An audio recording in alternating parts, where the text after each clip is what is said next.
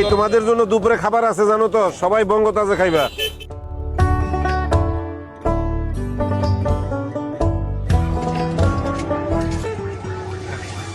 ঈদের দ্বিতীয় দিনেও গাজীপুর সিটি কর্পোরেশনে চলছে কোরবানির বর্জ্য অপসারণ কার্যক্রম। মাননীয় প্রধানমন্ত্রী জনাব তারেক রহমানকে দেওয়া প্রতিশ্রুতি অনুযায়ী গাজীপুরকে ক্লিন সিটিতে রূপান্তর করতে দিনব্যাপী পরিচ্ছন্নতা কার্যক্রম তদারকি করছেন গাজীপুর সিটি কর্পোরেশনের প্রশাসক শওকত হোসেন সরকার। আজ সারাদিন নাওজোর, শিমুলতলী, ছায়াবিথি, রুতখোলা মাঠ, ধীরাশ্রম, কোনাবাড়ি এবং টঙ্গীর বিভিন্ন এলাকায় বর্জ্য অপসারণ কার্যক্রম পরিদর্শন করেন প্রশাসক। প্রতিদিনের কোরবানির বর্জ্য ৮ ঘন্টার মধ্যেই অপসারণ করে নির্দিষ্ট ডাম্পিং স্টেশনে নেওয়া হচ্ছে। দ্রুত বর্জ্য অপসারণের ফলে নগরবাসীর মাঝেও দেখা দিয়েছে ইতিবাচক প্রতিক্রিয়া।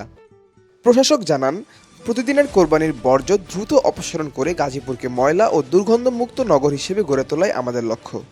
আমরা আশা করতেছি যে গতকালকে আমরা 10,000 টনের অধিক ময়লা পরিষ্কার করেছি। আজকেও সেই চ্যালেঞ্জ নিয়ে আমাদের কর্মীরা মাঠে আছে, আমরা কাজ করতেছি।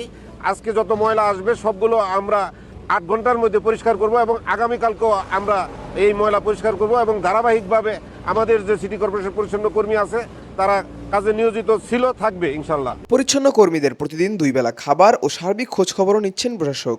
আমাদের 1200-এর অধিক পরিচ্ছন্ন কর্মী মাঠে নিয়োজিত আছে, তারা কাজ করতেছে। আমরা তাদেরকে 3 দিনের অতিরিক্ত মজুরি দিচ্ছি এবং তাদেরকে পরিবার নিয়ে ঈদ যাপন করার জন্য আমরা 3 কেজি করে গরুর মাংস এবং খাসির মাংস দিয়েছি।